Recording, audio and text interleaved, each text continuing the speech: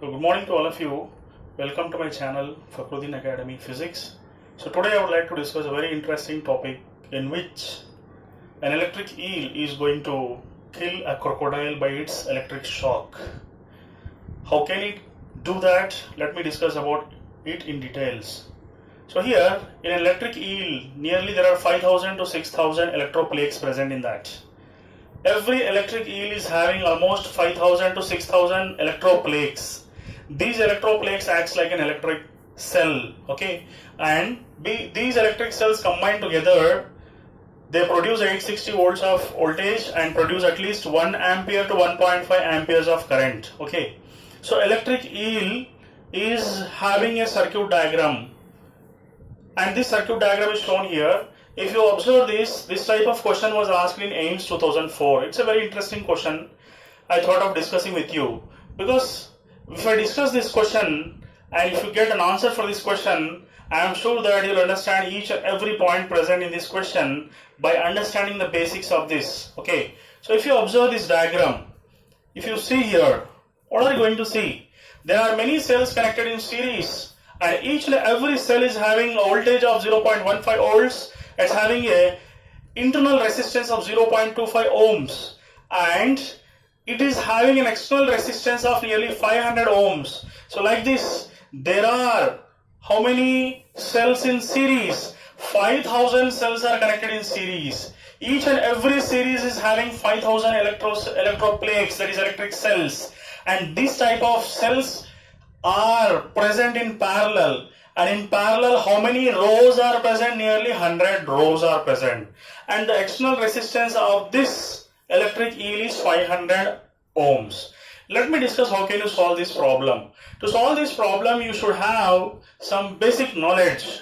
Let me discuss about the basic knowledge which is related to the electric cell here. So if you observe an electric cell, this is an electric cell in which there is a positive terminal and negative terminal.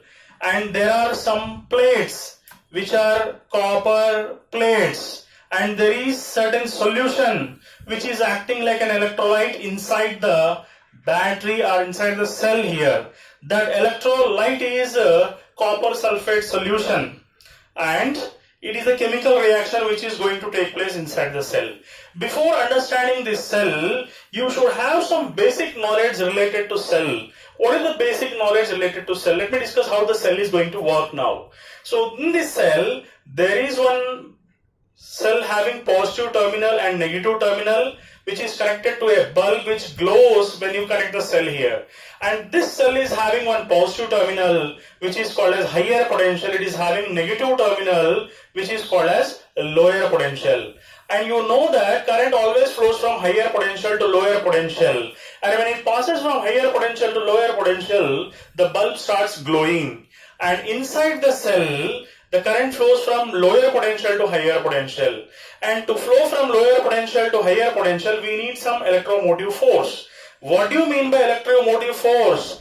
Electromotive force is nothing but the work done to move charges from to move the current from lower potential to higher potential. That is called as electromotive force. The work done to move the current from lower to higher is called as electromotive force. To understand this electromotive force, we can compare this cell as a tank. This is a tank in which there are two sections. There is a middle wall in the tank. The water is present here to up to certain level, and here also water is present.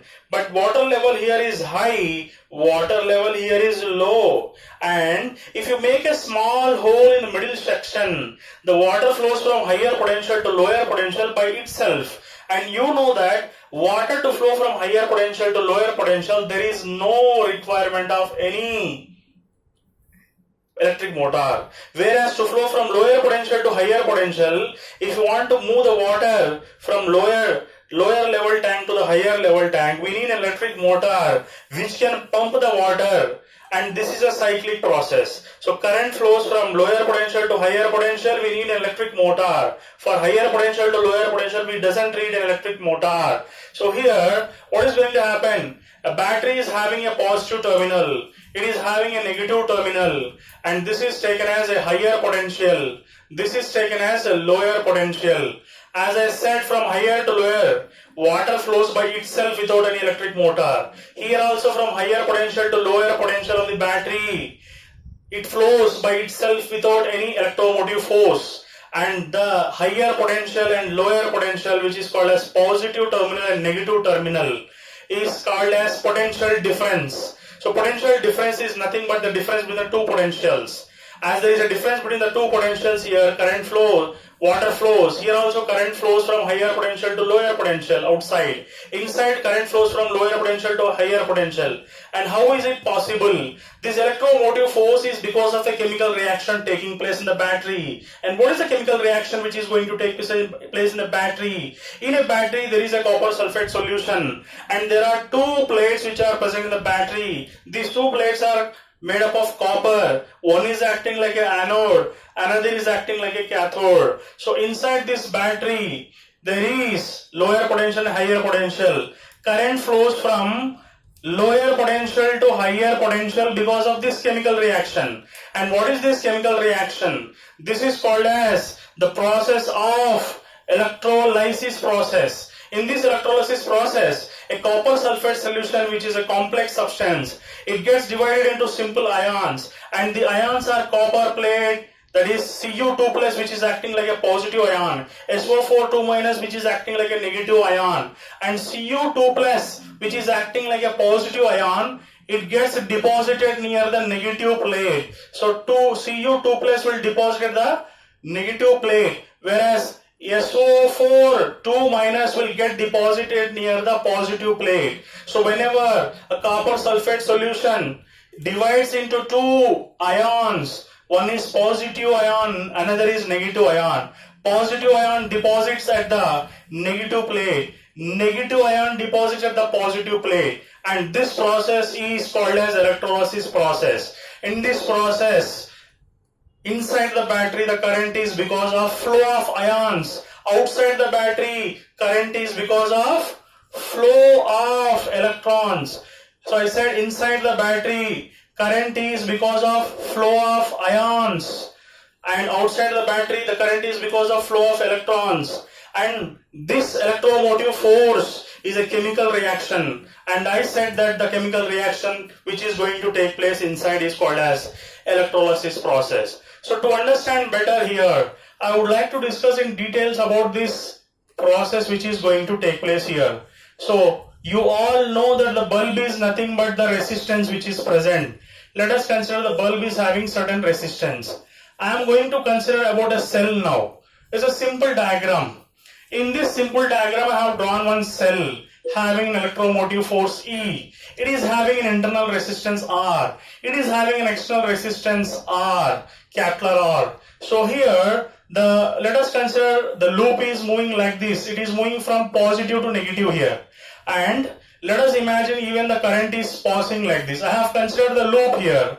So I have taken the loop from positive to negative. And here the current is passing in the higher resistance, capital R, that is external resistance. Inside the cell also there is resistance, internal resistance of the cell. Then what is the story of the internal resistance of the cell? How does this internal resistance produce in the cell? Internal resistance produced in the cell is because of three factors. One is the positive plate and negative plates. They are having certain resistances, because even though there are metals, these are metals which are connected to, which are connected with a copper wire. This copper wire which is having internal resistance, the copper wire is also having certain resistance R1.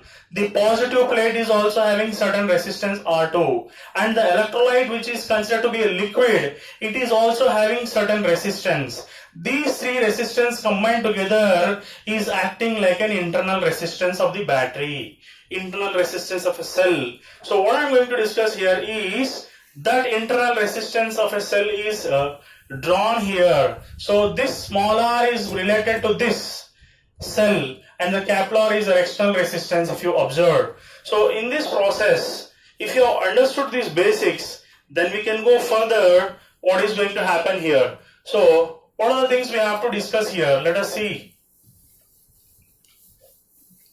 So now, if you are going to discuss this circuit diagram. So in this circuit diagram, if you observe, I have taken a loop. So according to Kirchhoff's laws, you can apply the loop is in a clockwise direction. Current is also moving in a clockwise direction.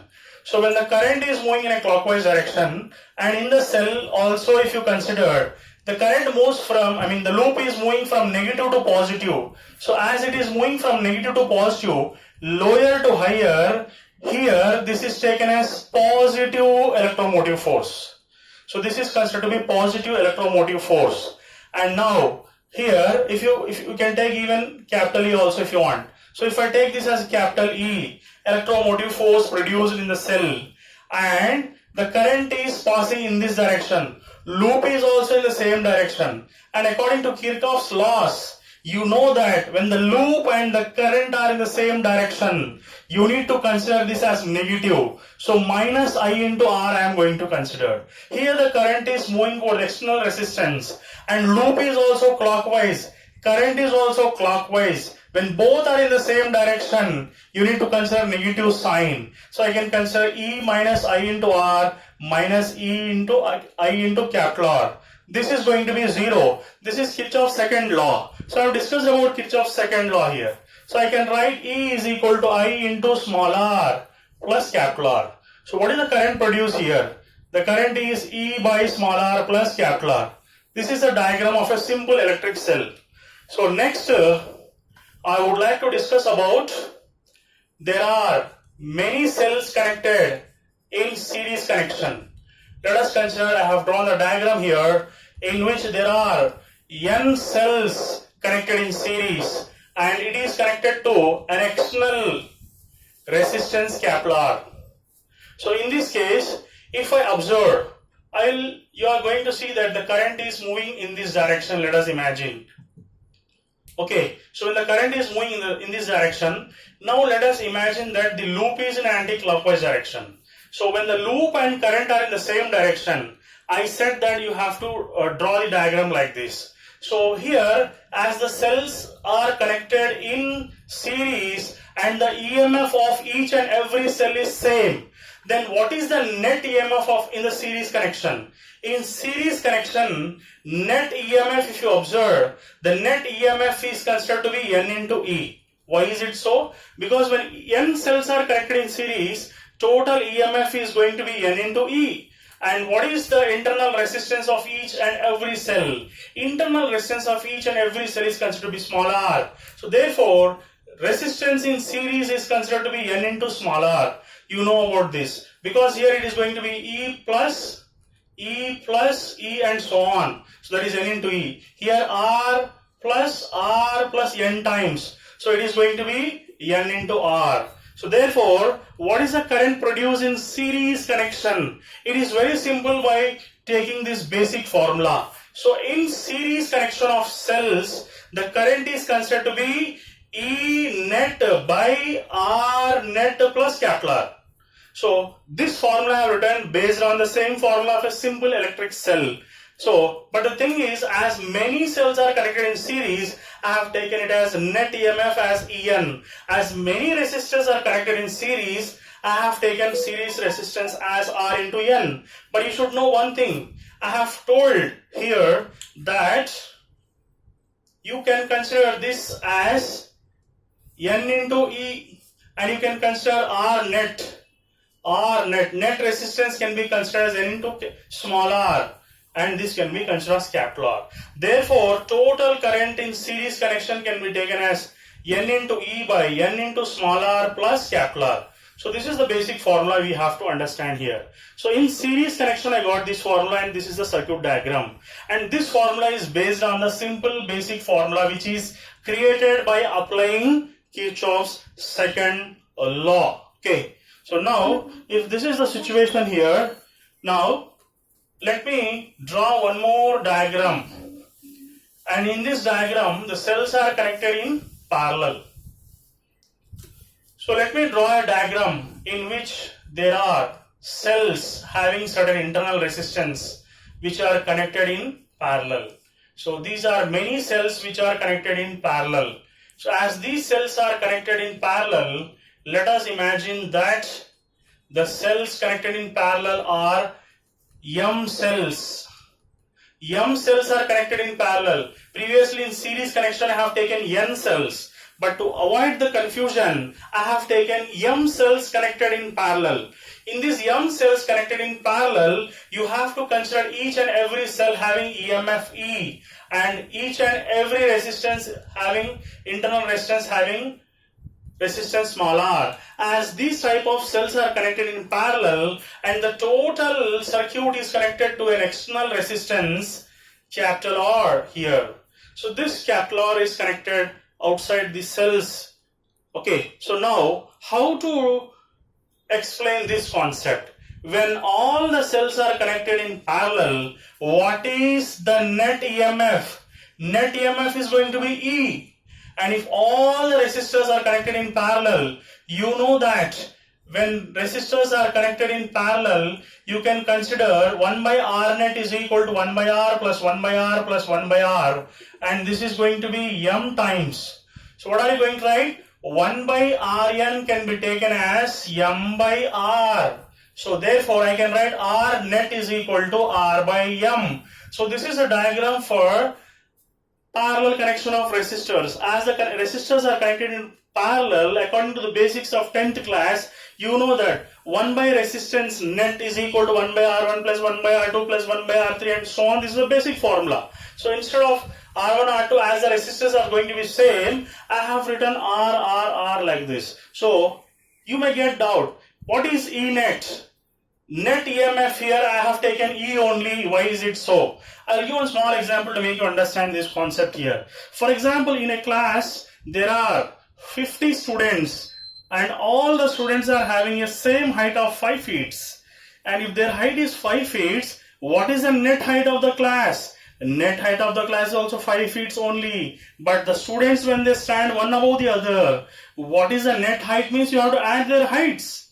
But when they are standing in the same positions, we can say the net height of the class, we don't add them, we say it is 5 feet only. Similarly, when the cells are connected in parallel, the net EMF is E only, whereas the net resistance is R by M. Okay, so this is the series connection formula which I have derived and kept here. Now what is the parallel resistance formula? The same concept you will apply here, but I parallel is going to be, you will write E net by R net plus capital R. That's it. Instead of writing E here, I write E net. Instead of writing R here, I write R net. And capital R is same, which is called as an external resistance. So in this parallel connection, E net is not going to change. That is E only. Whereas R net is considered to be R by M. If you consider N cells in parallel, you would have written R by N, but I have taken M here so that you can eliminate the confusion. N in series, M rows in parallel. That's the difference here. I will write this as capital R over here. Then if I write here, I parallel connection can be considered as, if you take an LCM over here, you can write R plus M into capital R whole divided by M. So I can write this as M into E by R plus M into R, capital R. So this is called as parallel connection formula. And this is the series connection formula. This is parallel connection formula and this is going to be the series connection formula. So I have taken these two formulas. But if you observe there, in this diagram, this electric eel is having series cells. Nearly 5,000 electroplates are there in one row. And this 5,000 electroplates can be considered as N. And there are how many rows? There are 100 rows, which is considered as M here. So now let me discuss what is happening here. This is a simple circuit diagram. I think you might have understood. So what I am going to do here is, I will take series connection and parallel connection. I will club these two formulas and create one more shortcut formula. That is, this is series plus parallel combined together. What is the electric current produced by this electric eel? If you join these two formulas, N into M into E, because N is because of rows, M is because of parallel rows. This is because of N means number of cells connected in series. M means number of rows present in that. So if you join these two formulas, you will get N into M into E whole divided by, here near small r you will write small n, whereas near capital R you will write capital M. So if you join these two formulas, the ultimate formula is going to be this one. Okay, so therefore N into M into E, N in this case of series connection, N is multiplied to smaller resistance. In this case of parallel connection, M is multiplied to capital resistance. But as this is the combination of both series and parallel, N should be multiplied to small r, M should be multiplied to capital R. But in the numerator there is N as well as M. So N and M should be multiplied to capital E. Therefore this is the final formula. And now it's just very simple here. So by seeing the values of this electric eel, N means number of rows. Okay, so I have drawn here. So number of electroplates is N, and the number of rows is taken as 100 rows. Okay, so what is the voltage of each and every? This is taken as electromotive force of each and every cell. So what is N here? N is considered to be 5000 and M is considered to be 100 and E is considered to be 0.15. And now what is N? N means 500. So 5000 So 5000 into small r. 5000 into small r is 0.25 ohms plus capital M. What is capital M? 100. So 100 into capital R, that is 5000. So if you solve this problem, at last you will get the current produced by electric eel is approximately 1.5 amperes. Okay, so you'll get a nearer value like 1.49 you'll get. So very close to 1.5 amperes. Such a dangerous eel it is. And this eel produces a voltage of nearly 860 volts and 1 ampere of current and sometimes 1.5 amperes according to the problem given here. So it's such a dangerous eel that it can produce 4 times the voltage which is produced in household cases here. Household voltage is going to be 220 volts, whereas electric eel is producing 4 times of that current, almost 4 times of that voltage.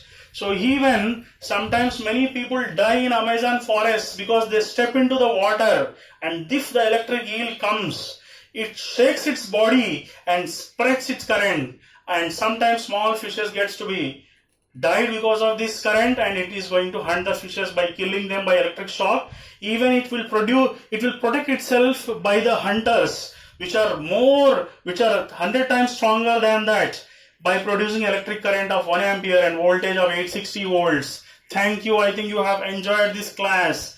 So this class was very, very interesting for me because I am very passionate of physics. So thank you very much. I hope you enjoyed the class. So I will try my best to produce this type of classes in my future if God has given me life. Thank you very much.